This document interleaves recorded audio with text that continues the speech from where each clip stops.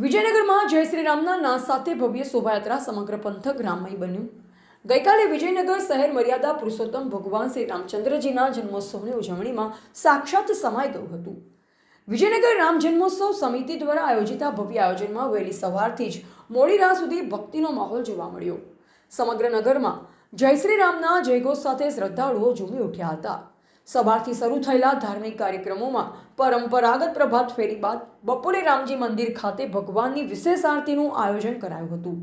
આરતી બાદ વાતે ગાતે નીકળેલી શોભાયાત્રાએ આખા નગરની ભક્તિમય પરિક્રમા કરી હતી।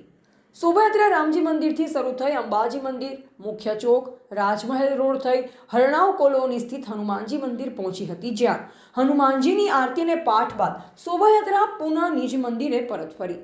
સમગ્ર રૂટ દરમિયાન હજારો શ્રદ્ધાળુઓએ જય શ્રી રામના નારા સાથે શોભાયાત્રામાં ભાગ લીધો।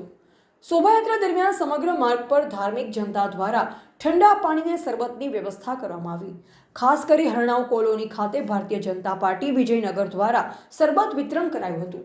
કાર્યક્રમના સમાપન પ્રસંગે રામજી મંદિર ખાતે ભવ્ય જમણવારનું આયોજન કરાયું, જેના દાતા હરીશભાઈ મણિભાઈ પટેલ હતા। મોટી સંખ્યામાં ભક્તોએ મહાપ્રસાદનો લાભ લીધો। આ સમગ્ર આયોજનને સફળ બનાવવા માટે સમિતિના પ્રમુખ મહેશભાઈ ભગોરા, ઉપપ્રમુખ કેતનભાઈ પાનેરી અને મંત્રી અવિનાશ વ્યાસે ભારે મહેનત કરી હતી।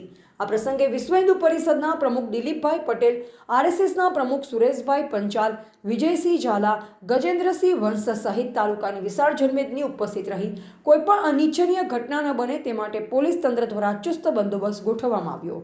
રિપોર્ટર જિગ્નેશ નાઈ, વિજયનગર।